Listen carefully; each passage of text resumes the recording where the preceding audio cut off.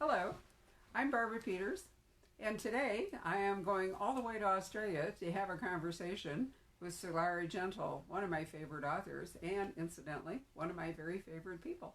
Welcome, Sulari. Hello, Barbara. It's lovely to see you again. And you. Now, you are on your phone in your I garden, am. and because you're in Australia, while we are dealing with spring allergies, you have got autumn foliage behind you. We have. We've had an early autumn this year, which is a bit of a relief after the bushfires. We had a really hot summer. I suppose what you'd call an Indian summer, uh, which seemed to go forever, and the temperatures were insane. And then all of a sudden, everything just stopped, and there was rain, and everything's turned green, and even the charred parts of the ground are starting regrowth. So it's absolutely lovely time of the year and a big relief. You have had, what was it Queen Elizabeth called it, an annus horribilis? You have truly had one. Oh, it is. It has been one thing after another. In some ways, I think the bushfires prepared us for coronavirus in a way, because we hadn't got over being hit by the bushfires when everything started to get crazy here with shutdowns and people panicking and so on.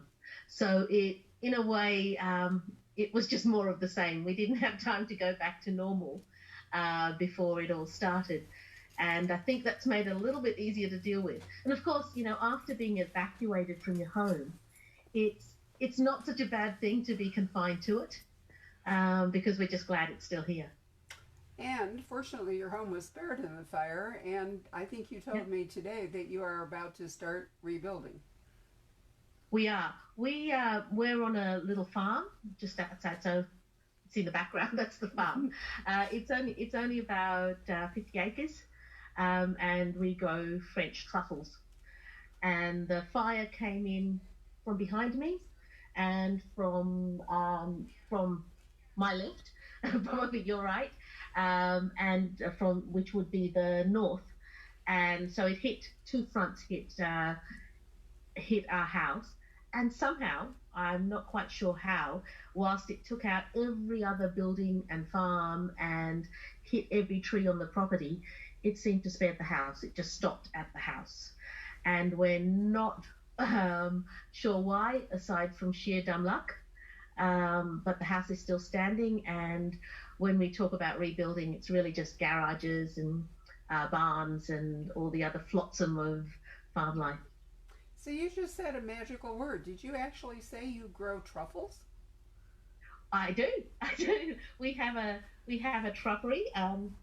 Now, if I turn that way, in the back, you can see a whole plantation of oak trees there, and that's part of the truckery. And so every winter, I go out with my truffle dog, Badger. Come here and this is Badger, and he's the best truffle dog I've ever encountered. He can find a truffle a foot under the ground that's the size of a marble. And so every winter I go out truffle hunting with him, and we harvest. So it gets me out of the house. Otherwise, I'm liable to spend all winter in my pajamas writing.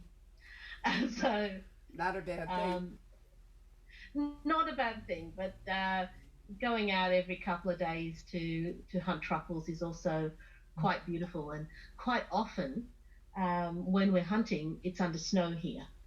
So it's quite serene and beautiful, and cold, but it's a good habit to get into, just to get me out of my pajamas once in a while. You are inspiring me to think that one day we must do a contemporary mystery involving truffles.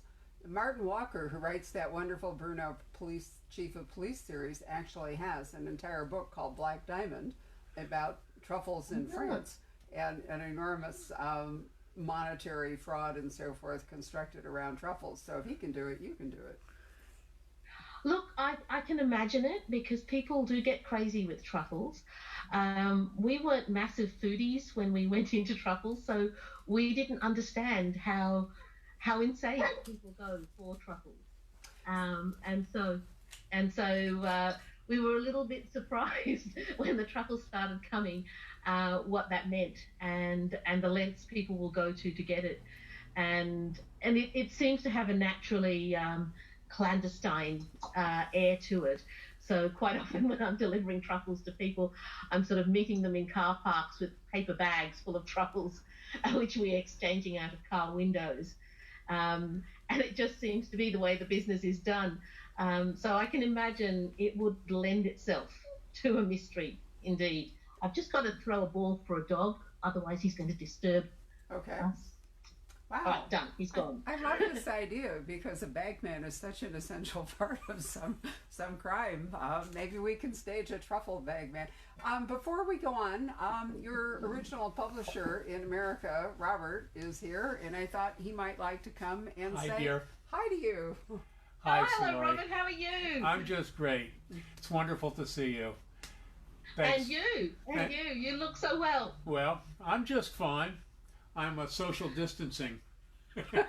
Look, you know, to be honest, it's been flipped since the bushfires. We in Australia are so worried about America at the moment. We see the footage of what's happening, and it's horrifying and heartbreaking, particularly of New York. Oh. So we have been very worried about New York.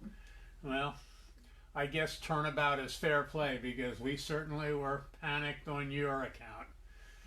It has been very strange. It's as though the whole world entered into a dystopian novel in January. Because when last I saw you, you were here, but then we met in Dallas at the big mystery convention in November, and then you and three of your Australian author cohorts, you all came to Scottsdale. We had this carefree, wonderful time, and then you went to the Grand Canyon and wrote a wonderful piece about it. Yep. And you know, life was beautiful, and then it just all went for you when you got there. No. Anyway, but you know, we feel incredibly lucky that we went when we did and got a chance to see America in that carefree time before everything, before Stephen King started writing 2020. I agree.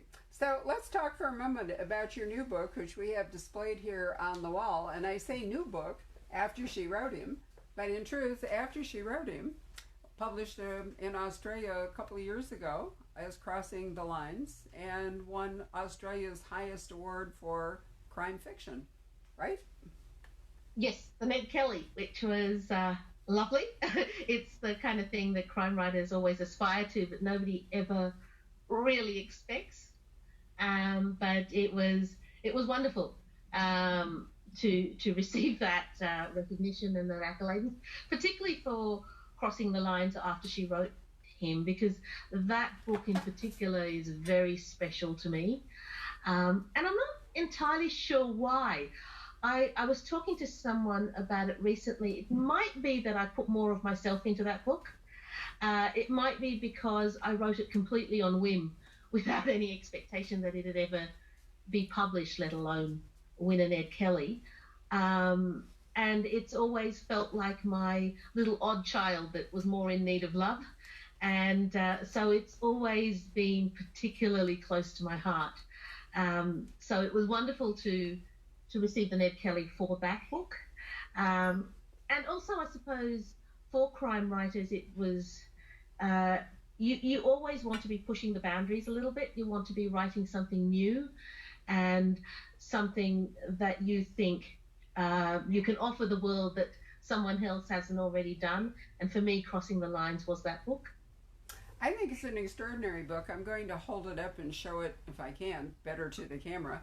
I was greatly surprised and delighted when we published it that Dean Koontz, out of the blue, I think he reads our bookstore e-news and so forth, so he'd seen me write about it, ordered a copy, and then gratuitously sent us a review and a quote for it.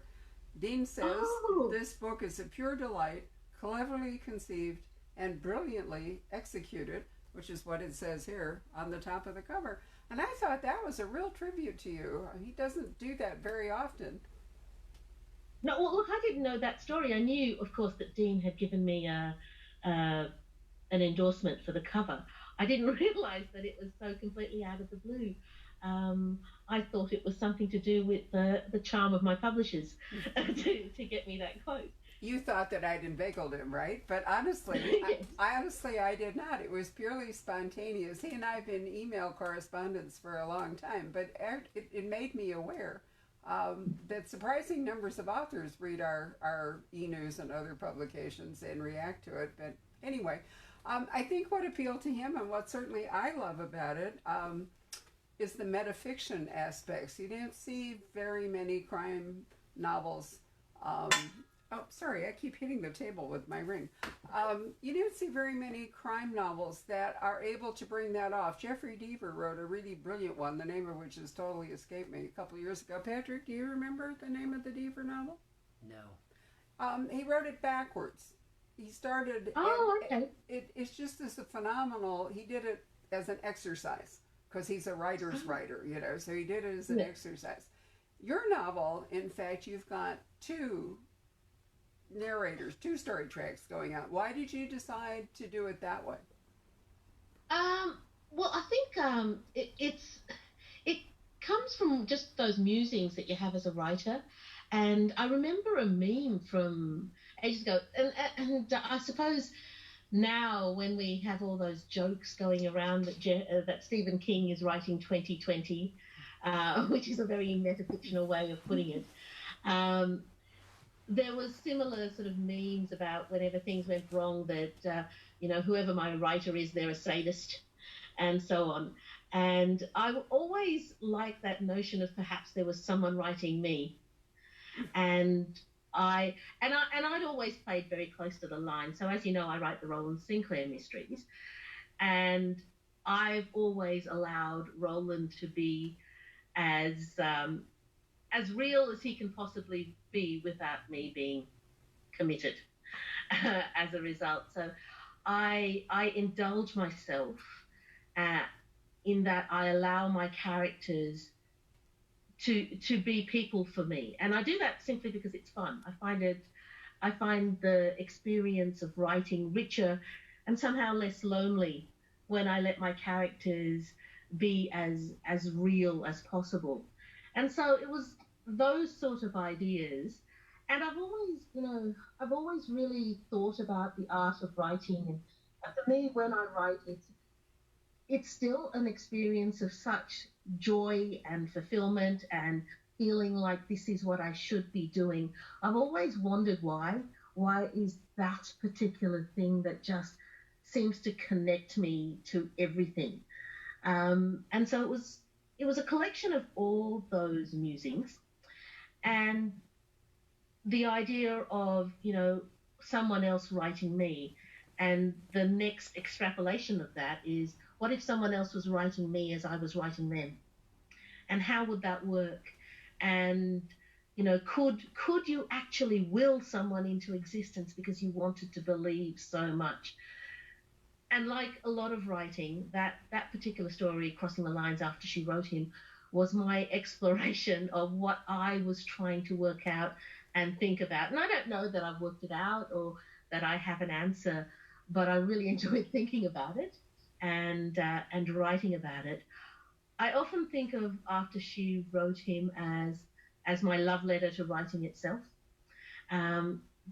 because for me it's about the power of creation, how you can actually give yourself over to belief, and not only writers but readers do that to an extent, and we rely on that when we want a reader to enjoy our book. We rely on the fact that they give themselves over to that belief just for the length of our book, so that they can enjoy the characters and they can travel with them.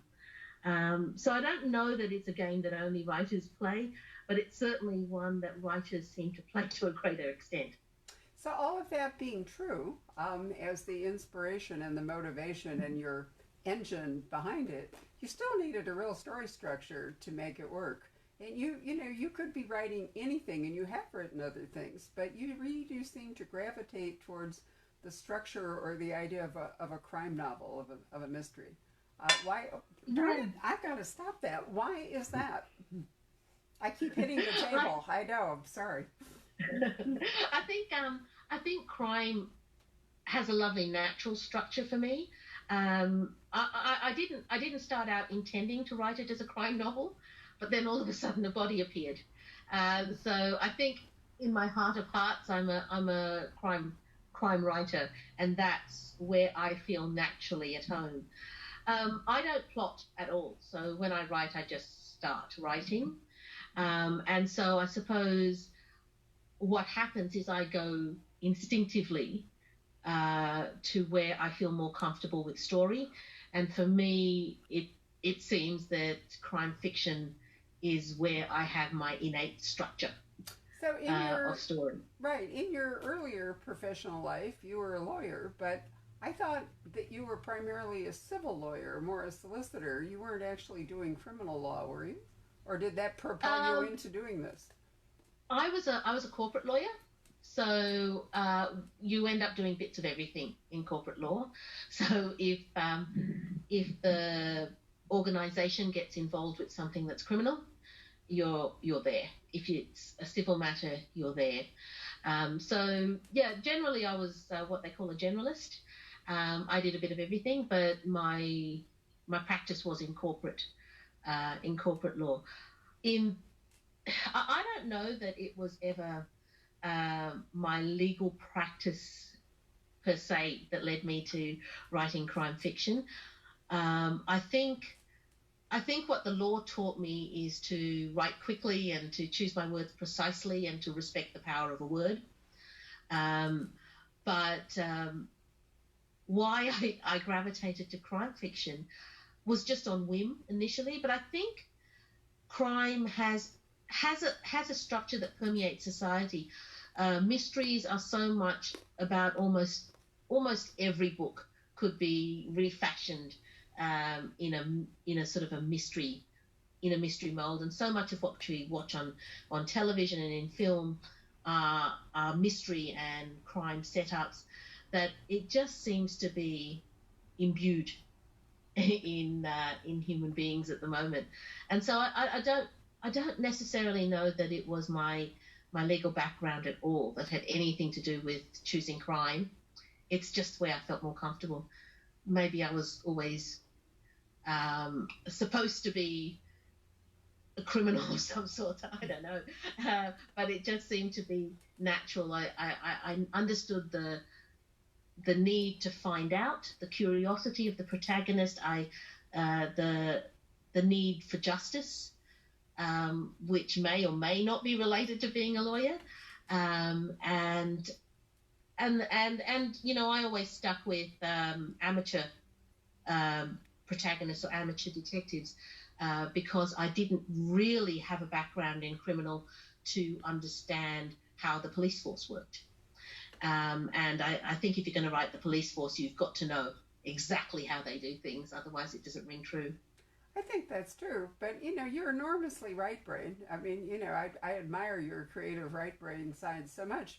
I think your legal training, though, has let your left brain kind of, you know, shape it, or there it goes again, shape it or govern it or something, so that you've got an analytics side that also works in your writing, and that fusion of left and right brain is what makes you such an interesting writer.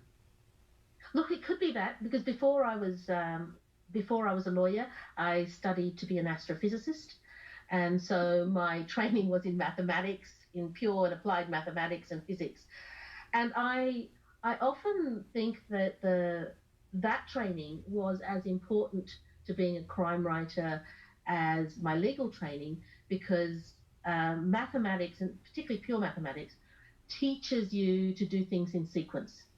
So there's a term that you use in mathematical proofs, if and only if, and that's a really good idea to use or to rely on in crime fiction. This can happen if and only if something else has happened before.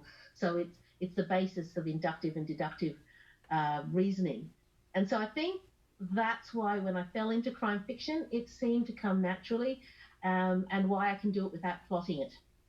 Because I have this training in mathematics that just means that kind of logic is just the way I think. I think you're true. Having worked through editorially a number of books with you, yes, you do progress in that way. After She Wrote Him is not a book that demands a sequel, and I wanted to talk to you for a moment about Roland Sinclair. But let me ask Patrick if he has any questions that people who tuned in might want to ask. Patrick? There is a question. Sulari, I'm not sure if you can hear me, but I can. I have a question that's kind of perfect for what you've just been talking about, and it regards writing nonfiction. I know you've done some articles and other various types of nonfiction. Can you talk a little bit about how the two disciplines kind of differ? You know, writing creative fiction and then writing nonfiction. Is there a through line between the two? For me, when I write a nonfiction piece, I suppose the only difference for me is the element of putting yourself at the center of a nonfiction piece. So all the nonfiction articles I have written have been more to do with, you know, what I think about the writing process or how I do things. And I tend to be an observational writer in that I write in third person and I see characters. I don't see myself in the action. But when I write nonfiction, it's about putting myself in the center and trying to be honest with people about what I see and what I feel and how I do things. I think, you know, at the heart of it, nonfiction or fiction, it's both story. It's that sort of natural story structure takes over anyway. And I suppose during the fires, it wasn't really actually writing essays, but I used social media to try and tell everybody what was happening in Australia and what was happening particularly in Batlow as the fire front was heading for us and so on. And I don't know that I wrote it any differently than when I write a story, except that I had the facts there. I think in real life, you have to be a little bit more careful, I suppose, of whose story you're telling and whether you're entitled to tell it. So I was aware when I was writing on social media about the bushfires that I could only tell my own story. I wasn't entitled to tell the neighbour's story, or I wasn't entitled to tell someone else's tragedy because that was theirs. So I could only speak to what I felt and what I saw. So I think that would be the main difference. For me, fiction is about going into other people's heads. Non-fiction is about having a look carefully in your own head. That's a marvelous distinction. Is that it? That's it so far. All right, well, let's talk about Roland Sinclair here for a minute. Yesterday, you and I exchanged comments and edits for your ninth Roland Sinclair, which we are calling Shanghai Secrets, which you published in Australia a while back as All the Tears in China. It's a little different for Roland because he's gone away from Australia to Shanghai, obviously. His brother Wilfred, I have to say, Sulari, that the way you've written this series, this is a triumph of hope over experience once again for Wilfred. Because, I mean, to send Roland on a trade negotiation mission with the Imperial Japanese who are rising in influence seemed to me to be an act of real faith rather than logic. I think so. I think in some ways Roland is Wilfred's weakness. He applies a very harsh logic on almost everything. He's a businessman, but he has this hope, this almost romantic belief that Roland will come good at some point, and that he will suddenly turn around and leave behind his bohemian tendencies and grow into the man that Wilfred wants him to be. So I think the manner in which he sent Roland to Shanghai was, you know, partially because he wanted to protect Roland, because Australia had become very awkward for Roland at the time, and he needed to get him away. But the other thing was, I think he really still hopes in his heart. He has this dream of working with his brother. He lost the middle Sinclair. Aubrey died in the First World War, and I think as much as Wilfred is a very logical and stern man, there's still that touch of romanticism in him, and he always hoped that he and Roland would work side by side to guide the Sinclair Empire, and he hangs on to the belief that maybe one day Roland will turn around. So for our viewers who may not know this series, it begins in 1931, and we are seeing, in fact, the fascist, communist, democratic, all of those clashing political systems and rise and fall of imperialism. From the Australian point of view, we mostly get it from Europe's point of view and sometime from Asia, but it's fairly rare that we get to read about this period, looking at it from the down under perspective. Now, you started this series, I think I remember it right, in 1931, whereas Carrie Greenwood has ended the Franny Fisher's books largely in 1929, I think. So there's just that. Yeah, so that we took different decades. Right.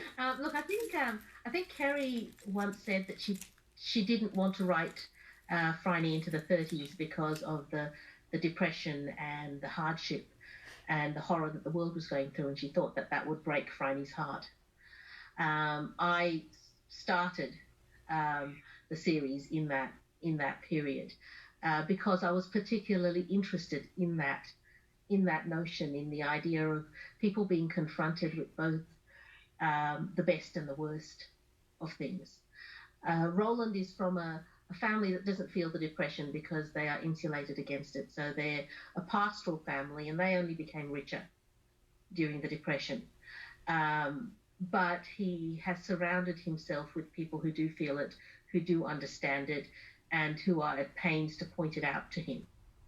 And I was quite interested in that notion of being confronted with something about which you're not aware.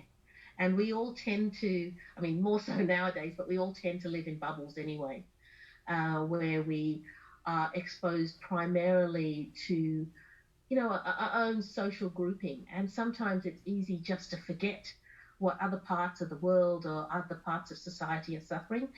And so I think with that entire beginning and using the 30s, and also because I happen to be married to an historian who's an expert in the 30s, so it made research quite easy. That era was particularly useful and alluring to me as a writer. When we started this voyage together, I still remember walking through the halls at the Frankfurt Book Fair and seeing a small display of your books and being intrigued by them, in part because we were already publishing the Franny Fisher Mysteries by Carrie. And look, I thought, here's another Australian series by what might be a very promising writer. But when I first read you, and when we first started this journey together that we are on, the world was not so much like the 1930s today. But as we have done this, the world is becoming steadily more like the 1930s today. And it's really weird. It's almost as though, you're a witch and you're wishing us into... I'm a prophet. Well, see, you're blaming Stephen King, but I'm not sure it's not you. But, we are seeing these absolutist positions and divided politics. We are seeing all of a sudden, tremendous economic downturn.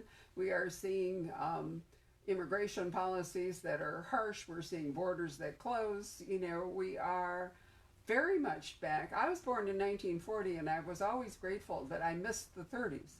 I never expected, to live so long that I would be back in the 30s, in a 21st century thing.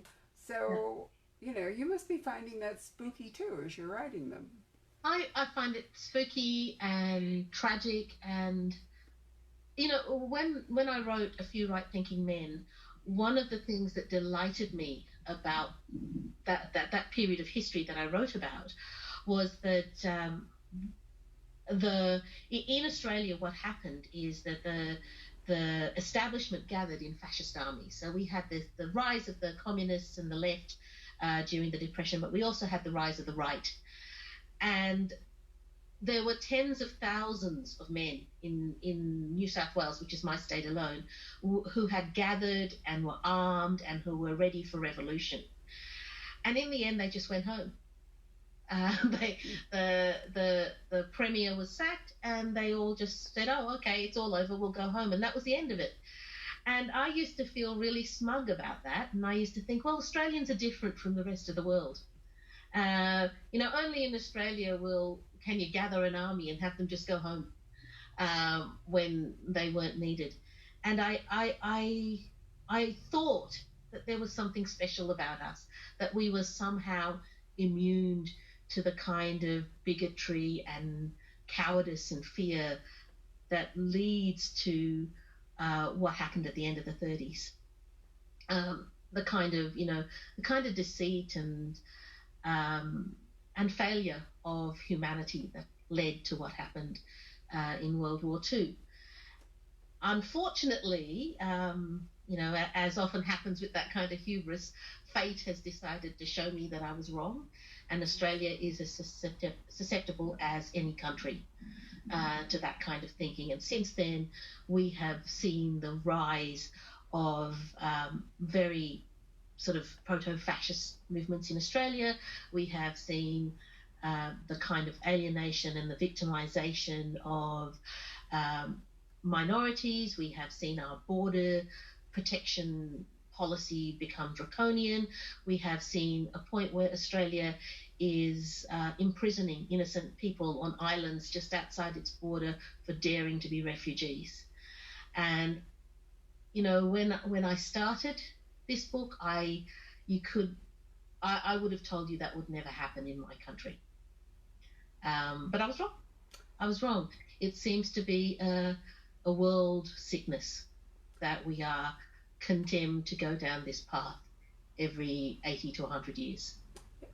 I agree. I'm really shocked and dismayed, but there is perhaps historical force at work. I have often said that the first 2 decades of every century since the 1500s have been a period of complete turmoil, and things have fallen apart, and then they regroup. And you do think, especially after a trauma like the Second World War, you do think that maybe mankind will progress and we will save ourselves from this kind of thing, but it appears to me that we're sliding right back into it. Anyway, I don't want to end this on a that kind of discussion. I think the Roland Sinclair books are educational. I think they're entertaining. I think they are amusing, and great stories. But I also think that the whole curve of them is yet to be fully explored. And you are thinking of taking them, Roland and his family and his 3 housemates, the poet, the artist, and the sculptress, perhaps all the way through the Second World War. I think when last we talked, you were thinking about doing that. Yeah, look, I think even with the first book, my notion was that this series could carry right through the war. And certainly as I've written it, it now seems to me cowardly not to write it into the war. So much of this series has been about the build up to World War II. I think I would be failing the natural arc of Roland's story if I didn't explore and have a look at what happens to him in the Second World War and what happens to the people he loves and the people he cares about, and most of all, what happens to the principles that he lives by. I think you're right. So, sorry, I was just going to say he didn't get to fight in the First World War. He was too young. So I do think... And in Australia, that was a big deal. Australia seems to be a country that's very defined by war service. So those young men who were just too young to fight in the First World War got a really hard time by slightly older men and by society in general as men who didn't see service. They were unproven. There was, vague hints that they didn't see service because they didn't want to see service. And so what happened in Australia is when World War II was declared, they had a rush of people joining up. So they had no shortage. And certainly in the beginning, they were turning a lot of people away for the slightest reason You know, you have a pimple on your shoulder. No, you can't join the army, because they had so many join up. Of course, that changed as the war wore on, and 6 years later they were taking anybody again. But certainly, I was really interested in that psychology, because a lot of, you know, we have remnants of it in Australia as well, this today. We still are a country that feels that we are defined by how we performed in wars, which of course is very, very difficult for our Indigenous people who, because they're not wars that concern them, and they were here for 60,000 years before that. And of course, it excludes the migrant population who weren't here yet. And yet, so much of our culture seems to be built up on Anzac Day and our war service. Back in the 1930s, that was even more so. I agree with you. I was in New Zealand on the 100th anniversary of Anzac Day, and I was very interested in how that affected people in New Zealand, who said to me that they felt that's when their country really came together for the first time, from its mix of colonialists and native people and so forth. But it seems to me, Sulari, because I mean, I'm really enjoying this journey with you. I don't want it to end either with Roland, that his story really won't be complete until he goes through the war and we see what kind of mature person he is. We'll go back to what you said about Wilfred. If Wilfred hopes that Rowley will do that, I think that it's going to take the 10 years that we've got from Shanghai Secrets in 1935 through 1945 and beyond to do that. I want to thank you for springing into action. I know it's early in the morning in Australia and it's late in the day here in Scottsdale, and I took off my rings because I apparently can't talk without moving my hands and banging them. But thank you so much. It's always a pleasure. Let's do this again soon. Oh, absolutely. It's absolutely lovely to see you and to peek into the shop behind you. Thank you so much for having me. It's really a pleasure. And I certainly want to thank all of you who have either joined us live or who are probably going to watch this later because we did it on the spur of the moment. So, good night.